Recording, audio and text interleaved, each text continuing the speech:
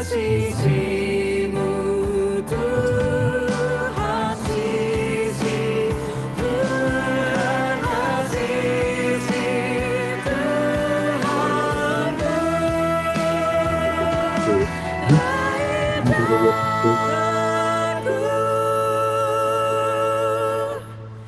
dan dekatkanlah pada kaki salibmu.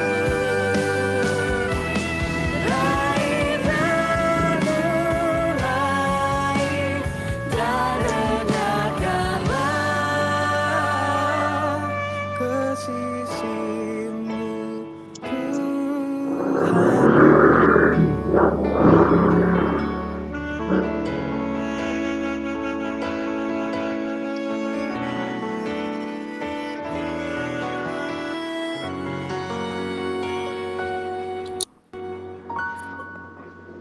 Ya, baik Bapak Ibu, mengingat jamnya sudah menunjukkan pukul 7 tepat,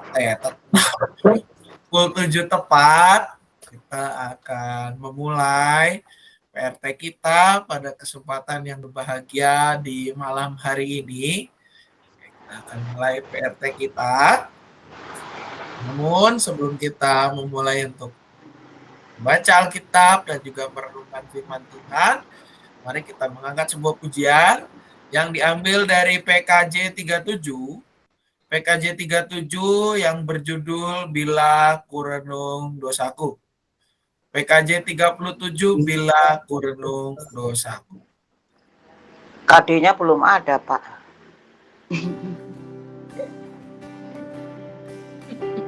Bila ku renung, suka nggak?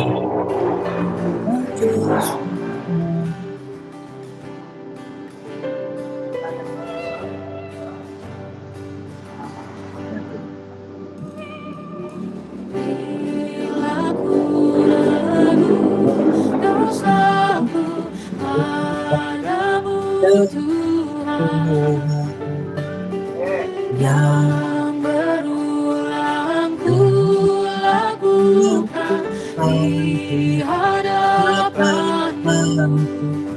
Kasih sayang-Mu, perlindunganku di bawah naungan sayap-Mu, damai hatiku. Kasih sayang-Mu, pengharapanku, usapan kasih setiamu selalu ku rindu.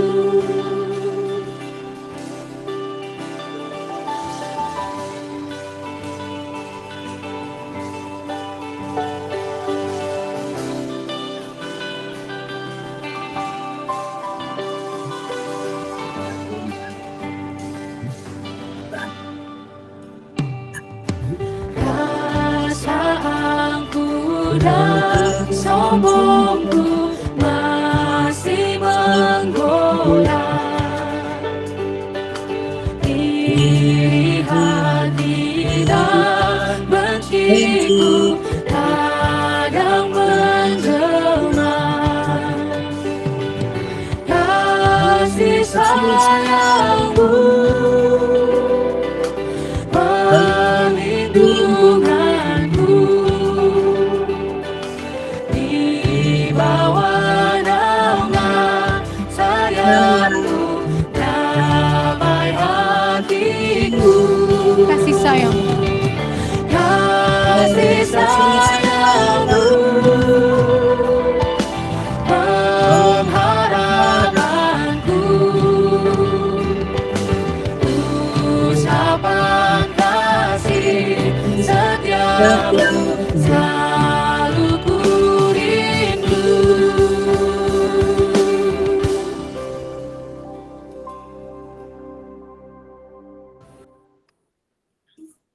Ya, sebelum kita baca dan merenungkan firman Tuhan, mari kita berdoa, menikmat dari Tuhan supaya kita boleh mengerti, menerima, dan juga melakukan firman-Nya dalam hidup kita sehari-hari. Mari kita berdoa. Tuhan, kami bersyukur pada kesempatan malam hari ini kami boleh kembali berkumpul ya Bapak. Kami boleh kembali bersama-sama merenungkan firman-Mu, dan bila mana sebentar kami akan membacanya serta merenungkannya bersama-sama, tolong kami supaya kami boleh berfokus ketika membacanya dan juga merenungkannya serta menjadikannya pegangan yang menata kehidupan setiap kami untuk depannya. Tolong hamba-Mu ya Bapa yang penuh dengan kelemahan ini, biarlah apa yang dikatakannya berasal dan untuk kemuliaan nama-Mu saja. Dalam nama anak Tuhan Yesus Kristus kami berdoa. Amin. Baik Bapak Ibu, kita akan mendengarkan bacaan Alkitab yang diambil dari Mazmur 51 ayat pertama sampai dengan 10.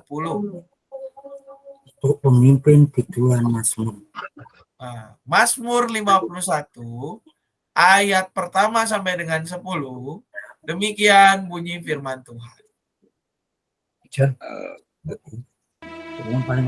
Untuk pemimpin biduan, Mazmur dari Daud. Ketika Nabi Nathan datang kepadanya setelah ia menghampiri Batsyeba. Kasihanilah aku, ya Allah, menurut kasih setiamu. Hapuskanlah pelanggaranku, menurut rahmat-Mu yang besar. Bersihkanlah aku seluruhnya dari kesalahanku, dan tahirkanlah aku dari dosaku. Sebab aku sendiri sadar akan pelanggaranku. Aku senantiasa bergumul dengan dosaku. Terhadap Engkau sajalah aku telah berdosa dan melakukan apa yang Kau anggap jahat, supaya ternyata Engkau adil dalam putusan-Mu, bersih dalam penghukuman-Mu. Sesungguhnya dalam kesalahan aku diperanakan, dalam dosa aku dikandung ibuku. Sesungguhnya Engkau berkenan akan kebenaran dalam batin, dan dengan diam-diam Engkau memberitahukan hikmat kepadaku. Bersihkanlah aku daripada dosaku dengan hisop, maka aku menjadi tahir. Basuhlah aku, maka aku menjadi lebih putih dari salju. Biarlah aku mendengar kegirangan dan sukacita. Biarlah tulang yang Kau remukkan bersorak-sorak kembali. Demikianlah pembacaan Alkitab kita. Yang berbahagia yang setiap kita yang tidak hanya membaca, namun juga merenungkan dan menjadikannya pegangan dalam hidup kita setiap hari. Bapak, Ibu, serta saudara-saudari sekalian, setiap kita, saudara dan saya, Bapak, Ibu, dan saya, pasti pernah melakukan yang namanya kesalahan. Setiap kita tidak bisa dilepaskan dari yang namanya kesalahan. Walaupun kita sudah berusaha sedemikian rupa, berusaha memastikan segala sesuatunya berjalan dengan baik, namun yang namanya kesalahan ada saja. istilah human error lah atau apa, itu sesuatu hal yang nyata dalam kehidupan kita. Sebuah kesalahan dapat mempengaruhi relasi yang terjalin. Apalagi kalau kesalahan ini dilakukan dalam sifatnya interpersonal, antar pribadi. Sangat mungkin hubungan yang sebelumnya begitu hangat, begitu dekat, bisa menjadi hambar atau bahkan menjadi sama sekali bubar, gitu ya. Hambar menjelang bubar. Karena apa? Karena adanya kesalahan yang dilakukan. Karena setitik nol, karena nila setitik rusak susu sebelah. Karena ada kesalahan sedikit, maka sesuatu yang baik akan terlihat tidak baik. Kalau saya katakan di dalam pengantar khotbah hari Minggu yang lalu, ketika menerangkan makna membenci, kadangkala ketika kita sudah membenci seseorang, maka apapun yang dilakukannya, baik itu buruk maupun baik itu bermanfaat maupun tidak, baik itu seturut dengan firman Tuhan ataupun tidak, akan kita cap karena kita sudah punya penilaian tidak baik, sudah punya penilaian yang benci terhadap orang itu, akan kita cap atau kita tandai sebagai sesuatu yang tidak baik. Karena adanya permasalahan, sebuah hubungan yang begitu akrab terjalin bisa saja terputus karena sebuah kesalahan. Itu baru hubungan antar manusia, antar sesama manusia. Bagaimana dengan hubungan kita dengan Tuhan? Kalau kita mengingat kisah Adam dan Hawa, maka karena kesalahan mereka yang tidak menaati firman Tuhan, terhasut oleh ular dan juga tidak ada yang saling mengingatkan, baik Adam maupun Hawa tidak ada yang saling mengingatkan, maka karena kesalahan itu, hubungan mereka dengan Allah menjadi jauh. Dosa membuat kita berjarak dari Allah. Bahkan dosa mendukakan hati Allah, tidak hanya mendukakan hati Allah, tetapi juga membuat hati kita hancur. Padahal, kalau kita berusaha, kalau kita membaca Alkitab kita merenungkan teks-teks firman Tuhan, maka sebenarnya Tuhan itu ingin dekat dengan kita. Tuhan itu ingin dekat dengan setiap kita. Dia berusaha bagaimana caranya agar hubungan yang pernah terputus itu bisa terjalin kembali. Bahkan hingga mengaruniakan anaknya yang tunggal, supaya setiap mereka yang percaya kepadanya tidak binasa, melainkan hidup kekal. Karena kesalahan sedikit, karena dosa sedikit, hubungan kita dengan Allah bisa menjadi jauh. Ini pun terjadi di dalam bacaan kita. Kalau kita lihat Mazmur 51, sebuah Mazmur yang diubah dikarang oleh Daud ketika Nabi Nathan datang kepadanya setelah ia menghampiri Batsheba. Kalau kita mengingat kisah ini Bapak Ibu, ketika Daud menghampiri Batsheba, di sini maksudnya adalah sebuah momen di mana Daud melakukan hal yang tidak terpuji, yaitu mengingini atau bahkan melanggar hukum firman ke-10, mengingini sesuatu milik sesamanya, mengingini milik, salah satunya adalah mengingini istri sesama. Dalam hal ini Batsheba, kalau kita ingat Bapak Ibu, itu adalah istri Uria. Istri Uria salah satu pasukan, seorang jenderal pasukan Israel.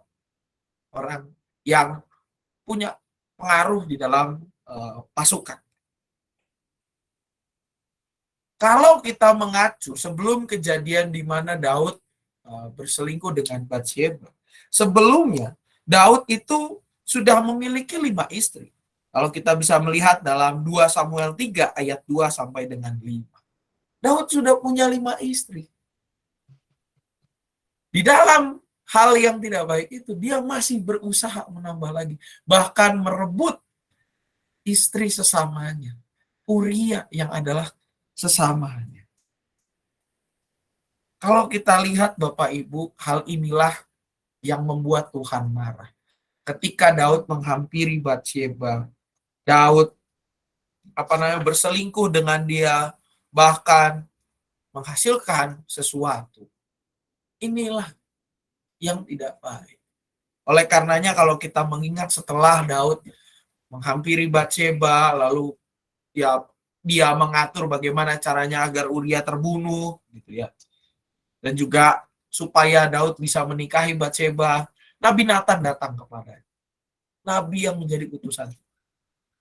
Nabi Nathan menegur Daud atas apa yang dilakukannya. Walaupun Daud berpikir bahwa kematian Uria dapat menutupi kesalahannya di hadapan orang lain, tetapi buat Tuhan itu adalah sesuatu yang tercatat. Bahkan ketika Daud baru berencana saja, Tuhan sudah tahu dan mencatat itu sebagai sebuah kesalahan, sebagai sebuah dosa. Namun Bapak Ibu, bersyukurnya adalah Daud tidak mengelak. Kalau kita lihat di dalam judul perikop kita, ketika Nabi Nathan datang kepadanya setelah ia menghampiri Batseba, judul perikop kita Lembaga Alkitab Indonesia memberikan judul pengakuan dosa. Dalil apa yang dikatakan di dalam Mazmur 51 ini menunjukkan bahwa Daud tidak mengelak. Daud mengakui segala kesalahannya. Karena apa? Karena di sini dia memohon pengampunan dari Tuhan. Menyadari bahwa ia tidak hanya berdosa terhadap Uria, tetapi juga ia berdosa terhadap Tuhan. Dikatakan di ayat 6, terhadap engkau sajalah aku telah berdosa dan melakukan apa yang kau anggap jahat, supaya ternyata engkau ada. Melakukan apa yang kau anggap jahat. Dosa membuat kehidupan Daud jauh daripada Tuhan. Walaupun memang Daud juga menyadari bahwa kehidupan manusia tidak dapat dilepaskan dari dosa dan lahir dalam dunia yang penuh dosa. Tetapi ketika Allah memberikan pengampunan, maka Allah menolong kita untuk hidup di dalam cara yang baik. Hidup di dalam kehidupan yang ditahirkan, dilepaskan dari dosa.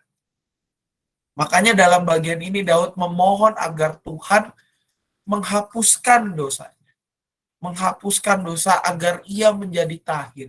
Agar ia kembali berkenan kepada Allah. Daud secara tidak langsung mengatakan ingin berbaik kembali dengan Tuhan. Ingin kembali dekat dengan dia. Ingin memiliki relasi yang kembali dekat dengan Tuhan. Permohonan Daud diulang dalam ayat 4 dan ayat 9, yaitu bersihkanlah aku daripada dosa. Biarlah aku mendengar kegirangan dan sukacita. Biarlah tulang yang kau remukan bersorak-sorak kembali. Sebuah hal yang Daud harapkan dalam kehidupannya, yaitu pengampunan Tuhan. Pengampunan Tuhan yang menolongnya agar ia bisa kembali bersukacita. Bersukacita karena memiliki kedekatan dengan Allah. Bersukacita karena ia boleh kembali berbalik kepada Allah dan berpulih di dalam Dia. Hidup yang dikuasai dosa adalah hidup yang tidak memiliki damai sejahtera.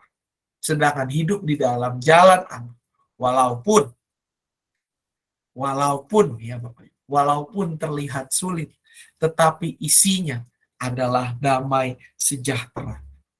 Ketika kesalahan kita diampuni oleh Tuhan, ketika kita menerima pengampunan Tuhan, ketika diri kita dipulihkan olehnya, maka tidak ada yang kita rasakan selain daripada damai sukacita yang melingkupi kehidupan kita, yang bahkan menolong kita untuk bekerja bagi Allah.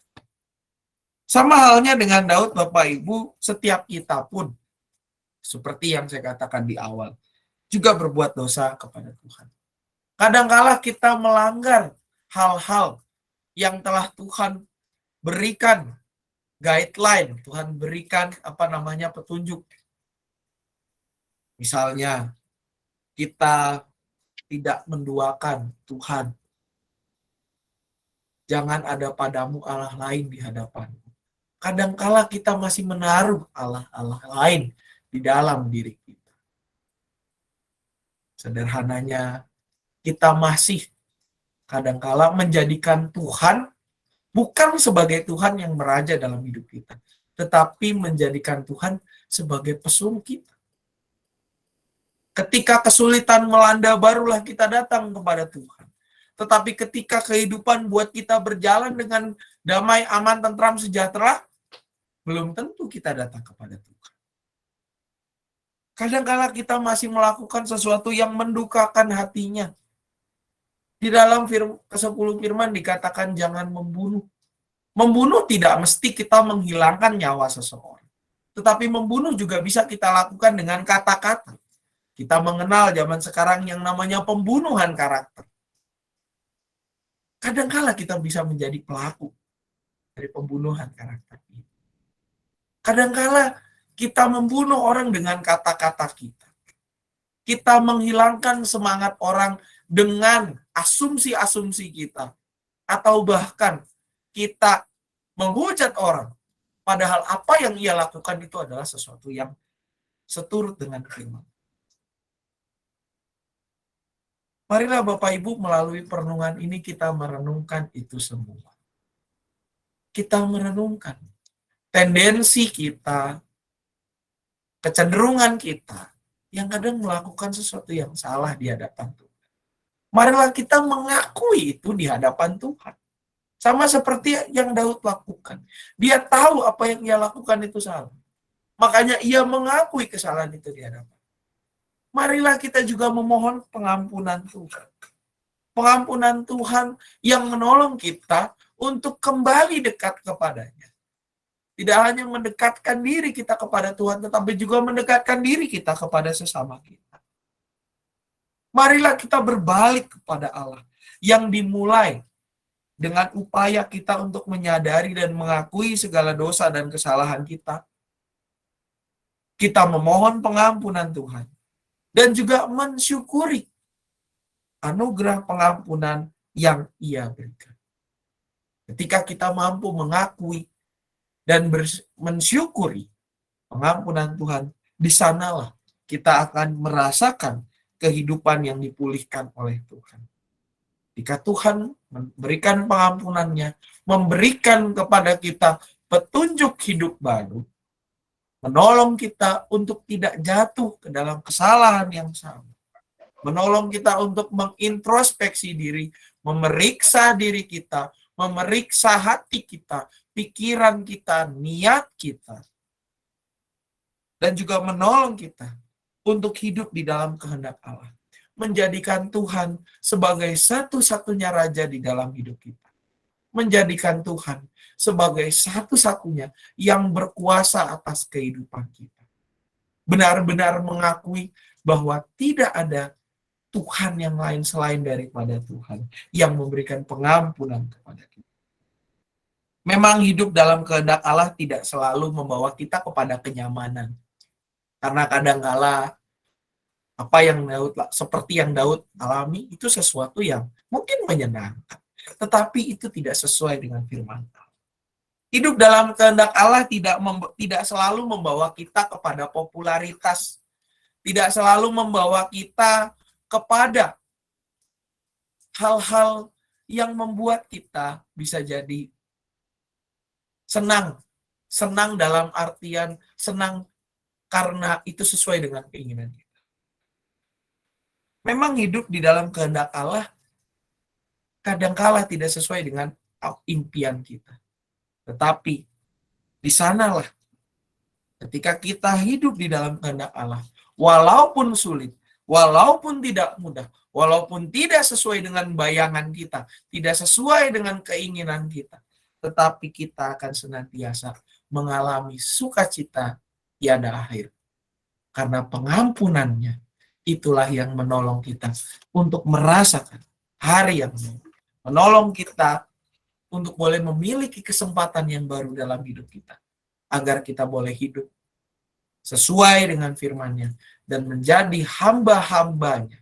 Menjadi wakil Tuhan yang mencerminkan kehendak-Nya dan senantiasa hidup di dalam pengarahan. Sebab setiap kita adalah hamba Tuhan. Setiap kita adalah wakil Tuhan. Dan setiap kita bisa melakukan kesalahan. Marilah kita melalui perenungan hari ini, kita mewujudkan pertobatan yang sejati dengan hidup di dalam kehendak Tuhan sebagai ungkapan syukur kita atas pengampunannya yang selalu mengalir dan terus mengalir dalam hidup kita. Menolong kita untuk menjadi hambanya yang setiawan, pekerja Kristus yang mulia. Kiranya Tuhan menolong dan memberkati kita. Amin. Saat teduh sejenak bagi kita sekalian.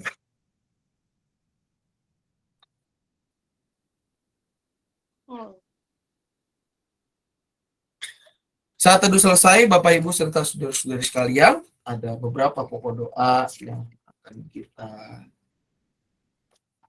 naikkan pada kesempatan malam hari ini.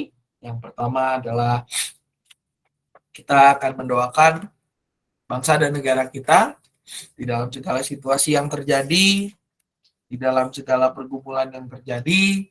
Biarlah Tuhan boleh menolong perjalanan bangsa dan negara kita, agar boleh para pemimpin juga diberikan hikmat dan kebijaksanaan dalam memerintah bangsa dan negara kita sesuai dengan firman Tuhan.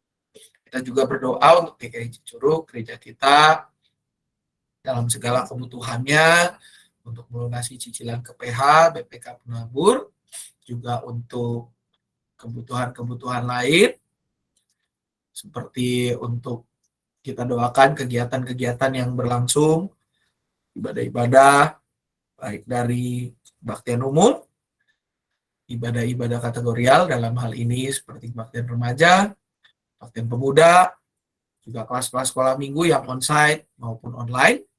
Kita doakan supaya boleh berjalan dengan baik. Setiap mereka yang terlibat di dalamnya diberikan semangat, diberikan kekuatan, dan juga boleh semakin banyak orang yang terlibat di dalam pelayanan gereja. Kita juga doakan untuk kegiatan donor darah. Ya, kegiatan donor darah pada tanggal berapa, Bapak? Donor darah? Ada yang hafal? Tanggal 11, Pak. Baik, betul Bu. Donor darah tanggal 11 ya.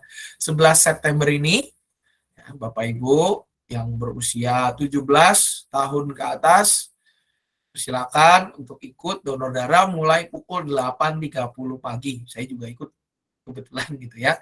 Saya juga ikut donor darah. Kita mendonorkan darah kita sebagai bentuk kepedulian kita terhadap sesama yang membutuhkan. Tanggal 11 ada kegiatan donor darah.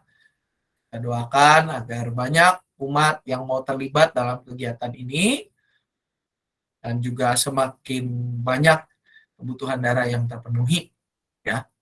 Juga kita berdoa untuk beberapa rekan kita yang sedang dalam kondisi sakit atau dalam masa pemulihan, untuk Saudara Reja Purba, untuk Saudara Desyahaan, untuk Oma Edin yang sedang kurang enak badan, juga untuk masa pemulihan dari Ibu Sri Sundari yang dalam masa pemulihan, dan juga rekan-rekan kita yang lain yang belum dapat kita sebutkan satu persatu. Ada tambahan Bapak Ibu, selain juga anak-anak yang persiapan masuk PTS? Ada tambahan?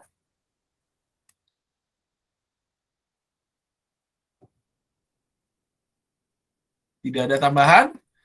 Cukup kali Pak Sam. Baik, terima kasih Pak Puji. Baik Bapak Ibu, kalau sudah tidak ada tambahan, mari kita bersatu dalam doa. Tuhan, kami bersyukur pada malam hari ini kami diingatkan, ya Bapa, dan firman-Mu yang mengingatkan kami untuk hidup seturut dengan kehendak-Mu, benar-benar merasakan pengampunan dan pemulihan yang berasal daripada-Mu saja. Tolong kami ya Bapa agar kami berani untuk mengakui segala dosa dan kesalahan kami, mengakui di hadapan-Mu ya Bapa, dan juga memohon pengampunan yang berasal daripada-Mu. Tolong kami juga agar kami boleh bersyukur atas segala karunia-Mu ya Bapa, yang terjadi dan hadir dalam kehidupan kami. Mampukan kami agar kami boleh menjadi hamba-hambamu yang setia, wakilmu ya Bapa yang menyatakan kerajaanmu di tengah dunia ini. Urapi kami, agar kami boleh hidup setia, benar-benar menjadi pelaku firman-Mu yang nyata dalam pekerjaan kami, dalam keseharian kami, serta menjadi contoh dan berkat bagi banyak orang, khususnya generasi penerus kami, agar mereka boleh hidup di dalam jalan yang Kau kehendaki saja. Pada kesempatan ini kami mau mendoakan untuk bangsa dan negara kami ya Bapak, dalam segala pergumulan, dalam segala hal yang terjadi, Tuhan tolong, agar bangsa dan negara kami boleh hidup di dalam jalan yang menurut dengan kehendak-Mu saja. Tolonglah para pemimpin kami ya Bapak, agar mereka boleh memerintah di dalam hikmat yang berasal daripada-Mu. Mampukan mereka ya Bapak untuk boleh menjadi figur-figur yang menolong kami, menggerakkan kami untuk boleh terlibat dalam pembangunan bangsa ini. Dan juga mampukan kami, perlengkapi kami, agar kami boleh terlibat dalam pembangunan bangsa dan negara ini lewat segala hal yang dapat kami lakukan. Kami juga berdoa ya Bapak untuk gereja-Mu di tempat ini, GKI Cicurug, dalam segala kebutuhannya, untuk melunasi cicilan ke PH BPK Penabur, untuk juga biarlah Tuhan senantiasa cukupkan segala sesuatunya. Kami juga berdoa untuk kegiatan-kegiatan gereja kami, untuk ibadah-ibadah, baik baktian umum, remaja, pemuda, setiap minggu terakhir dalam tiap bulannya, juga untuk kelas-kelas sekolah minggu yang onsite maupun online. Tuhan, biarlah melalui kegiatan ibadah ini, kami semua boleh semakin dipersekutukan ya Bapak.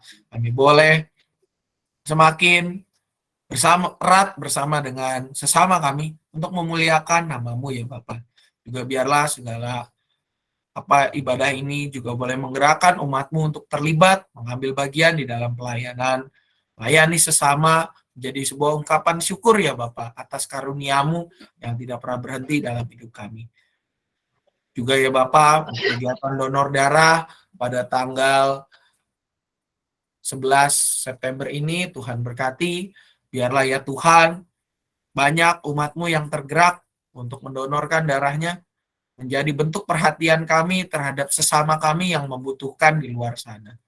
Kami juga berdoa ya Bapak, untuk rekan-rekan kami yang dalam masa pemulihan atau dalam kondisi lemah tubuh, kami mengingat untuk Oma Edin ya Bapak, dalam masa pemulihan, untuk Ibu Sri Sundari, untuk juga Saudara Reja Purba, untuk Saudara Desia Haan, dan rekan-rekan kami yang lain yang belum dapat kami sebutkan satu persatu, masuk juga di dalamnya Bapak Willy, ya Bapak Willy Hartono, dan juga yang lain.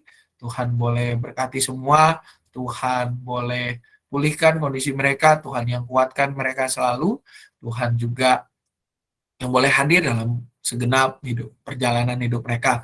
Biarlah keluarga yang mendampingi Kau berikan kekuatan dan kecukupan.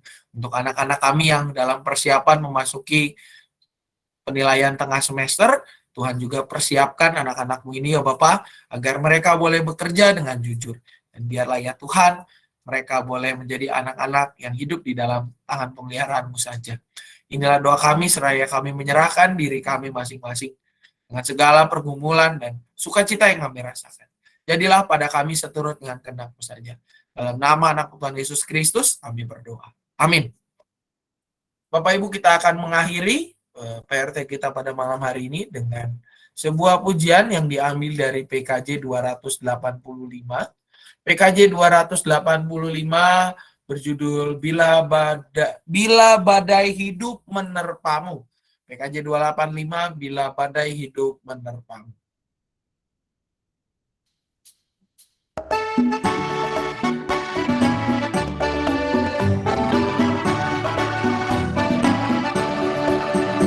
Bila badai hidup menerpamu dan cobaan pun datang mengganggu, hanya satu janji harapanmu, janji Tuhanmu dengan teguh. Ia tumbuh beranjak serta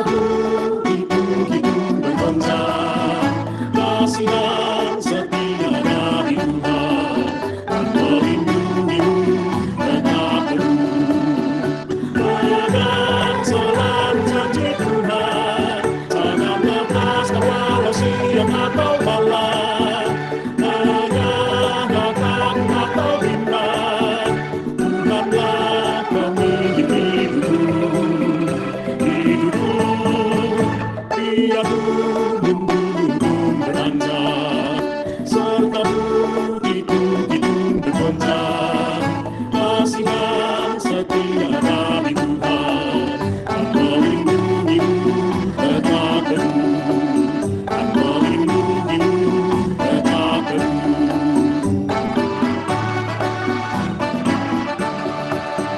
Bila badai hidup menerpamu dan cobaan pun datang mengganggu, hanya satu janji harapanmu, ya janji Tuhanmu pegang teguh. Biar gunung-gunung pun beranjak, serta bukit-bukit pun bergoncang, masih dan setia dari Tuhan dan melindungimu tetap teguh. Pegang selalu janji Tuhan, jangan lepaskan walau siang atau malam, lenyaplah takut atau bimbang, Tuhanlah pemilik hidupku. Biar gunung-gunung pun beranjak, serta bukit-bukit pun bergoncang, kasih dan setia dari Tuhan dan melindungimu tetap teguh, dan melindungimu tetap teguh. Ya, Pak Ibu, sebelum PRT kita selesai, ada beberapa pengumuman yang hendak saya sampaikan. Yang pertama, Bapak Ibu, terkait pendaftaran baptis anak. Ya. Yang pertama, untuk baptis anak sudah dibuka, di mana baptis anak dilayankan dalam kebaktian umum Minggu tanggal 20 November atau Minggu ketiga November tahun 2022. Bagi Bapak Ibu yang hendak membaptiskan anaknya, silakan mengambil, dan jangan lupa setelah diambil formulirnya dikembalikan formulirnya sebelum tanggal 25 September 2022. Juga tolong dicatat di agendanya bagi Bapak Ibu yang ingin membaptiskan anaknya, dicatat di agendanya tanggal 8 Oktober ada pembinaan orang tua calon baptis secara online ya. Bagi Bapak Ibu yang kesulitan internet gitu ya, sinyalnya susah, silakan mengikuti di gereja gitu ya, di sinilah gitu ya, di area tempat saya berada ini gitu ya, untuk kita nanti bisa mengikuti secara bersama gitu ya. Dan juga pastinya setelah ikut pembinaan orang tua dan juga telah mengembalikan formulir, jangan lupa juga percakapan dengan majelis jemaat setelah itu. Nah, formulirnya juga ketika dikembalikan, kelengkapannya seperti ini, yang tertera di situ, ada fotokopi akte lahir anak yang akan dibaptis. Kenapa sih Pak Sam pakai fotokopi akte lahir? Karena supaya kami tidak melakukan kesalahan penulisan nama ya.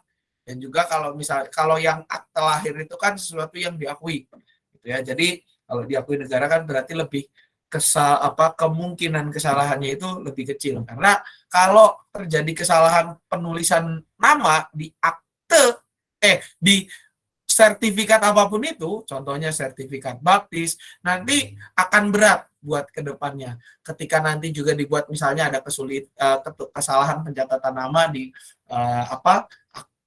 bukan akte nikah, piagam pernikahan, gitu ya. Nah itu juga pasti akan menjadi sebuah kesulitan tersendiri. Nah, ini supaya meminimalisir kesalahan, maka kita memohon agar fotokopi akte lahir anak yang akan dibaptis itu juga disertakan, fotokopi kartu keluarga juga disertakan, dan ini yang nomor 3 ini khusus untuk mereka yang non anggota GKI Cicurug gitu ya. Nah, itu bisa dalam tanda kutip istilahnya baptis titipan dengan memberikan surat pengantar dari gereja asalnya. Ini untuk yang baptis anak. Jadi ingat-ingat ya Bapak Ibu, bagi yang mau baptis anak, paling lambat dikembalikan formulir pendaftarannya tanggal 25 September 2022. Jangan lupa ada pembinaan tanggal 8 Oktober 2022, ya, pembinaan orang tua calon baptis, ya, dan jangan lupa ikut percakapan juga dengan majelis jemaat sebelum pewartaan. Untuk pelaksanaan baptisnya di bulan November tahun 2022, minggu ketiga. Lalu juga Bapak Ibu mengingatkan tanggal 11 besok, mulai pukul 8.30 ada donor darah di ruang KPK, ruang pelayanan kesehatan. Ini KPK-nya bukan Komisi Pemberantasan Korupsi ya. Ini KPK-nya Komisi Pelayanan Kesehatan. Ruang pelayanan kesehatan di bawah itu ya, kita ada kegiatan donor darah. Dimulai Oh iya Pak Sam. Pak Ya, Sam, itu gimana, tolong Kok? ingetin Pak Akun, yang motornya diparkirnya jangan di situ. Oh, siap. Jadi itu ruang buat ntar buat bed buat Oh iya, yang pemeriksaan depannya ya, Pak darah. ya. Jadi motornya dipindah ke belakang ke sana ya. Oh iya, ada nih. kayaknya. Jadi biar tepatnya Siap. lega Pak Sam ya. Siap. Oh, Nah, ya, nanti juga Ya, disampaikan makasih. ke Majelis Bidang Sarpen agar diatur gitu parkirnya. ya, makasih. Sama-sama, kok. Jadi Bapak Ibu, ruangannya begitu ya, ada di depan itu, di ruang pelayanan kesehatan dan juga di depannya.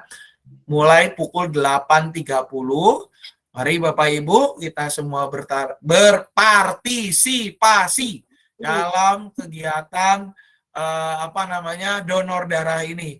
Sebab setetes darahmu akan sangat berarti bagi mereka yang membutuhkannya. Ini menjadi bentuk kasih kita kepada sesama kita di luar sana, anonymous gitu ya.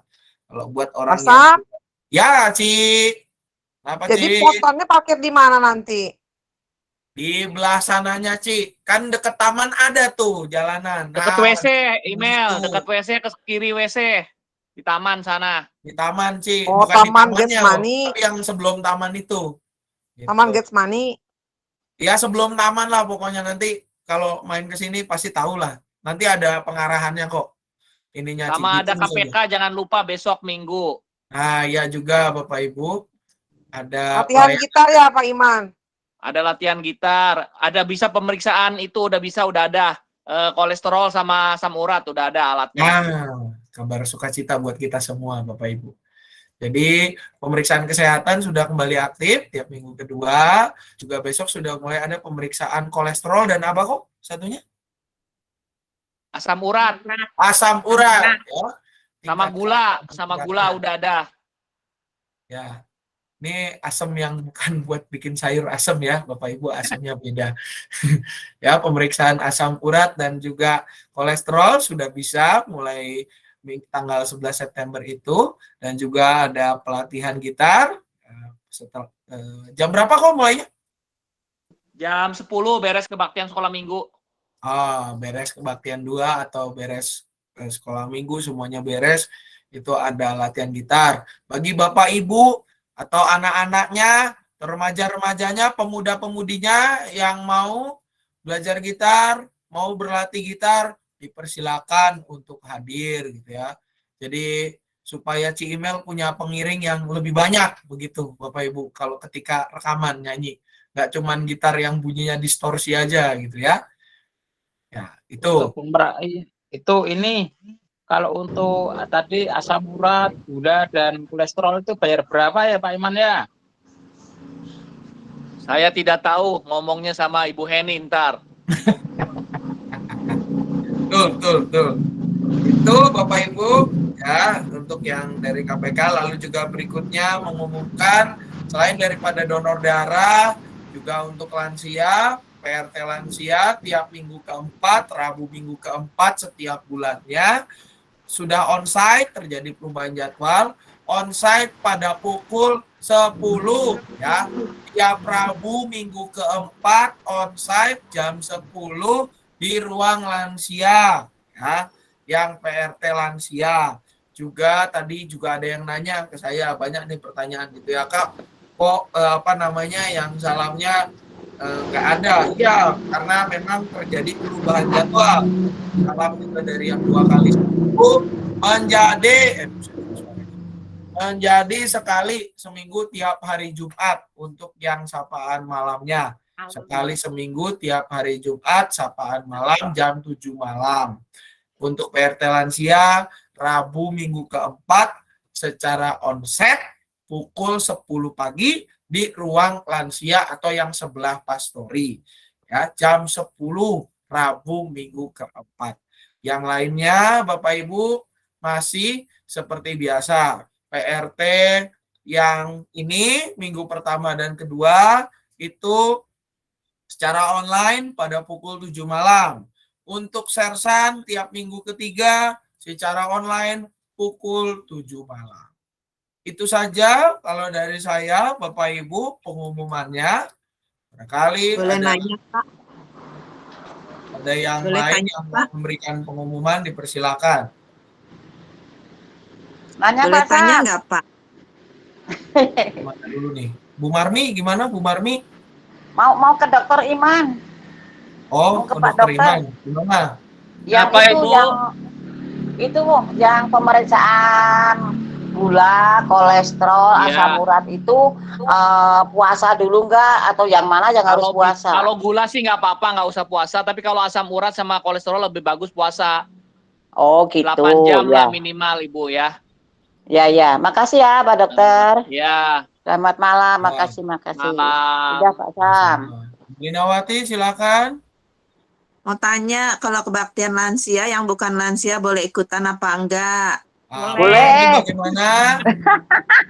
Bu Marmi gimana, Bu Marmi? Boleh. Asik. Terima kasih. Rabu ya, Ayo, Bu? Ci, ulang ngiluan, Ci. Ya. Ngiluan Rabu kan? Rabu Ya, minggu Rabu keempat. pagi jam 10. Rabu minggu Minggu keempat. keempat. Ya, Ya. Bapak Ibu. Rabu minggu keempat jam 10 di ruang lansia yang sebelahnya Pastori. Baik. Penggembira, Masih. Ci, penggembira kita. Iya, harus datang sponsor. Sponsor nanti. Sponsor calon lansia. Yang calon Wakilan lansia sih, boleh Bapak. datang. Ya, saya nggak bisa Wakil, ikut, wakil. deh, Kak. Baik, Saya nggak Bapak bisa- Ibu. Saya nggak bisa kalau- ikut.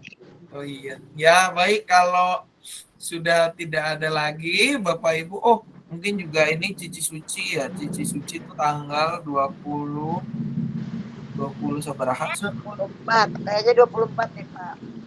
Cici Suci 24, Bu. Enggak. Cici Suci itu tanggal Bentar, saya cek di kalender saya. Cici Suci juga tanggal 29 kalau nggak salah hybrid. 22 atau 29?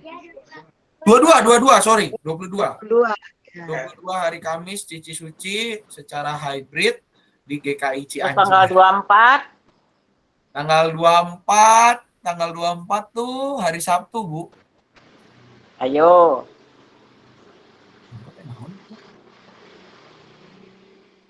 Oh, itu yang acara lansia ya, tanggal 24 ya, Bapak Ibu ya.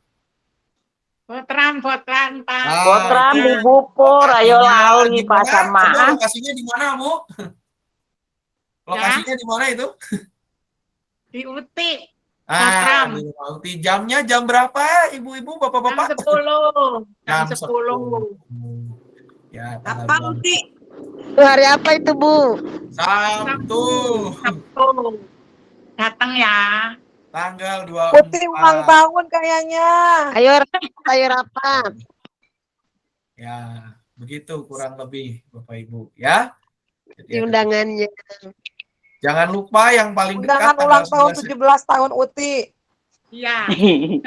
Jangan lupa yang paling dekat tanggal 11 September besok kita ada donor darah Bapak Ibu ya. Dan juga Udah hampir, pemeriksaan Pak. kesehatan, pemeriksaan KPK sebagaimana biasanya.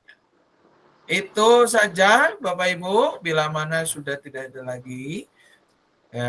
Terima kasih atas kebersamaannya semua, keikutsertaan dan partisipasi Bapak Ibu semua.